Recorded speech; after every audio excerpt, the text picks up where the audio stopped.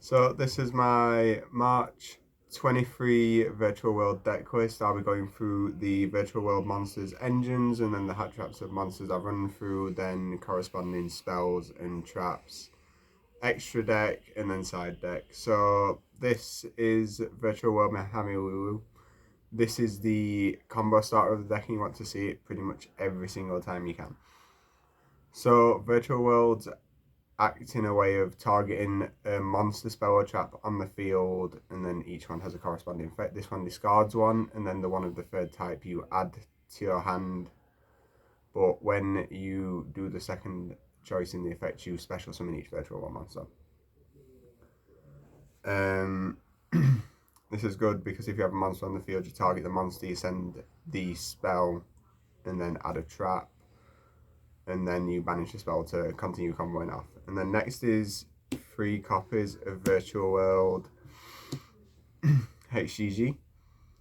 This one is target one on field, send one of a different type, special summon, and then at the end of the turn you can add a Virtual World monster from your graveyard back to your hand, which is pretty good for setting up for next turn. The next 3 cards is Virtual World Hami Yan Yan. Yan Yan is a really good one in the sense of it adds recycling back into the deck from the banished zone. This one doesn't have a special summon effect from hand, but if a level 3 monster or rank 3 monster is no more special summon, you can special summon this from the graveyard as a tuner. And then it is banished during the end phase, which then you can add a banished card back to the deck. The next card is 3 copies of Roshiwawa.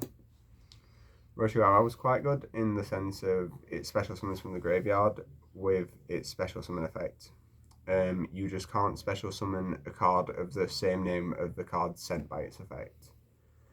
And then for the last monsters of the Virtual World main deck is 3 copies of Kirin Lili.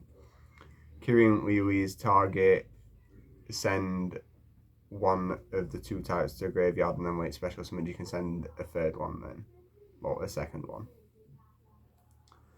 And then for the hand traps, first we have 1 Effect Veiler. Effect Veiler is just good, a quick effect shut off on board, and then 2 copies of Ghostbow and Haunted Mansion. Ghostbow is good because there are quite a lot of the decks that do like to activate effects in the graveyards and move or banish stuff from the graveyard. This negates the activation of the effect. And then 2 copies of Ghost Ogre and Snow Rabbit. Quick effect on field pop. It's good against Katiri because they need to have their monsters on board still to have the zones locked off. But if you remove the monster, you remove the problem on the zones. And then 3 copies of Ash Blossom. Everybody knows what Ash Blossom does. It's good, just negate adding to hand and everything else that it does.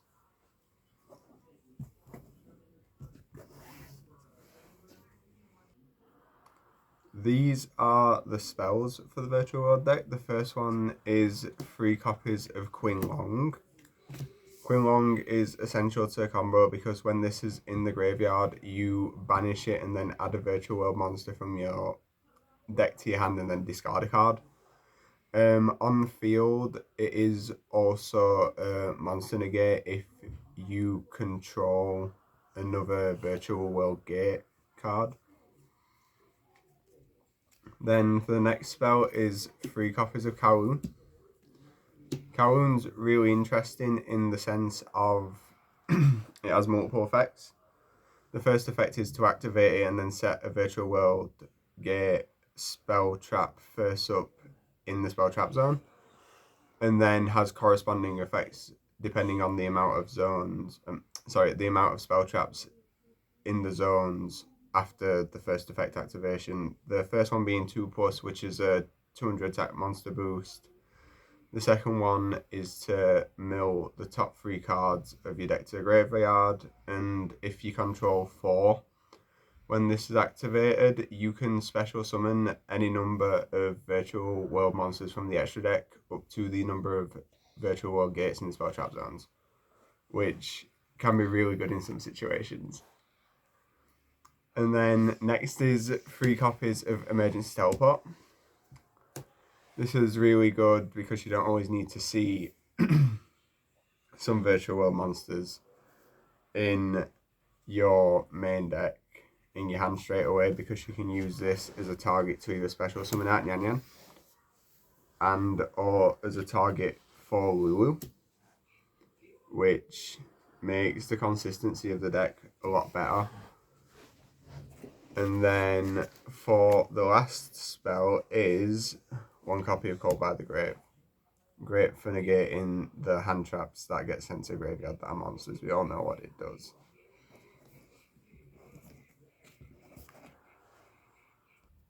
And now onto the traps. The traps for the Virtual World deck is 3 Virtual World Gate Chu-Chi. In the graveyard, you can banish this from your graveyard to increase or decrease the level of virtual world monsters by 3, which is good for getting into exceed summons or just comboing off into different synchros if you're just missing off 3 levels.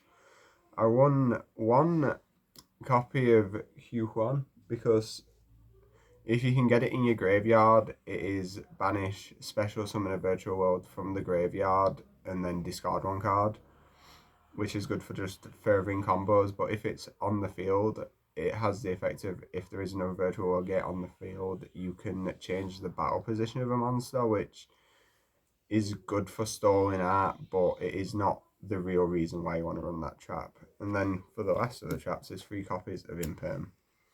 Everybody knows what Imperm does. It's a great hand trap or a great set card. There's not really too much else to say about that. Right, and now onto the extra deck of my Virtual World build is 1 copy of Stardust Charge Warrior and 1 copy of Coral Dragon. I'll go through both of these at the same time because I use them for the same reason. This one, when it's special summoned, you draw a card. And Coral Dragon, when it's sent to the graveyard, you draw a card. So obviously, it's just great to help continue combos off because you see more of your engine pieces through drawing, or you might see a hand trap, which is obviously always useful. Then 1 copy of Virtual World Beast Juji. It's really good because if you have 2 monsters in the graveyard of different original types and attributes, this card can't be destroyed by battle card effect. It makes it a lot harder to get off the board, and it also has a once per turn target pop, where you banish 2 cards with different original types and attributes from the graveyard to activate it. Then for the boss monsters that I usually use is 2 Shen Shen. Shen Shen, well, it's on the field, makes it that any card sent from the field to the graveyard is banished instead. Works really well for Virtual World because Shen Shen also has an effect where if one of your monsters is to attack, you can target one of your banished Virtual World cards and put it back into the graveyard. And also Shen Shen has recursion in its effect because when it's in the graveyard, you can banish 2 monsters with a different original type and attribute and then special summon Shen Shen back from the graveyard. The other boss monster is Geomathic Final Sigma. It's just an issue to get off the board because if it's in the extra monster zone, it's unaffected by all the card effects and it's a 3k body. If it's swinging into anything smaller than it as well, it deals double battle damage, which is quite good for clinching games in last minutes if you just need to get that little bit of extra damage. And then for the Exceeds of the Virtual World deck is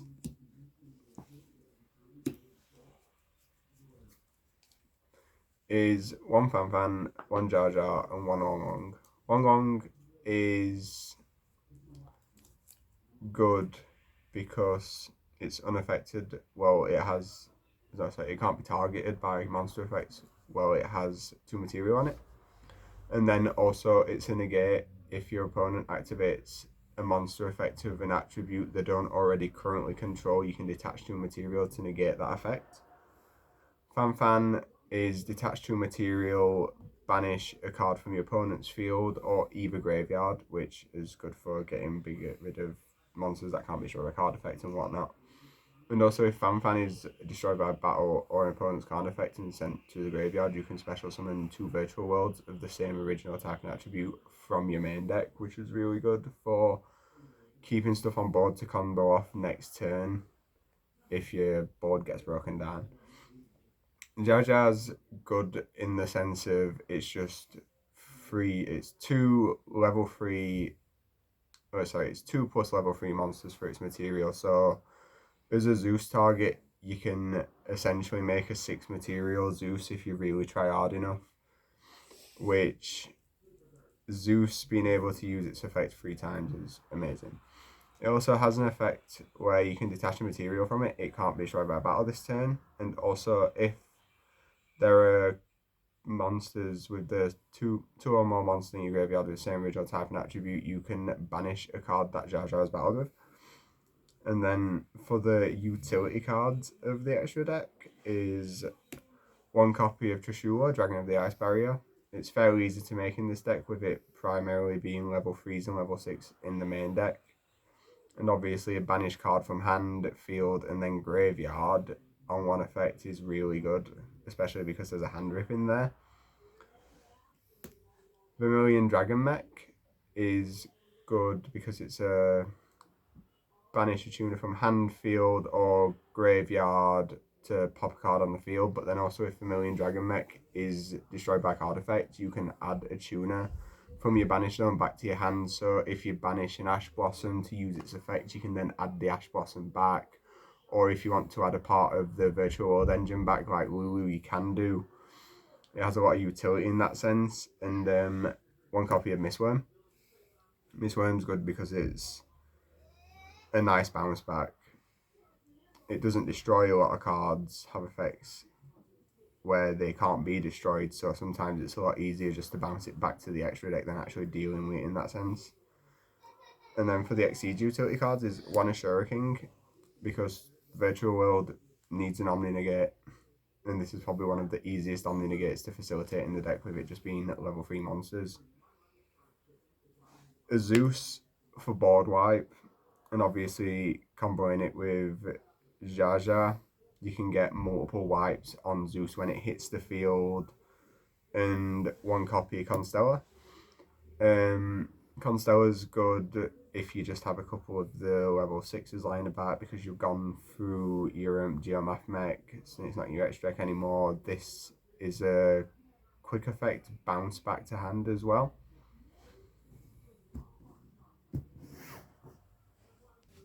And now onto my side deck build. First is 2 copies of Gamma Seal. I don't run 3 because I feel like it's just a little bit too much to run 3 kaiju sometimes. It's nice to just see the 1 and then remove it with 1 of your monster effects. Gamma Seal is probably the best kaiju because it's got the lowest attack as well. 3 copies of Nibiru. Pretty much everything in the current format plays into Nibiru. I don't even think I can actually name a deck that doesn't play into Nibiru at the minute. And it's especially good against Kashtira because they're slowly becoming a problem. 2 copies of Pot of Prosperity, just in case the synchro combo draws aren't enough. You can side these in just to get a little bit of extra draw power, and you can obviously banish some of the utility cards instead of losing the engine that you need.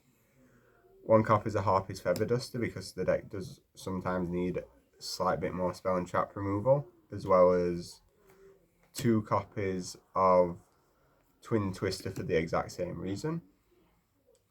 And plus you can kind of plus off a Twin Twisters if you discard Lulu, not Lulu, Yan Yan off of its effect, and then no more special summon or level rank 3 because then you can just special summon it straight back from graveyard. 2 copies of Spellbound. Really good for shutting off decks that are extra deck heavy, which 99% of the meta is at the minute. And then finally to finish that off is 3 copies of Evenly Matched. It's a great card for just evening the playing field. If your opponent's gone first and you have an evenly matched in hand, you can just go straight to battle phase, drop it, they have to keep 1 card on field and banish everything else.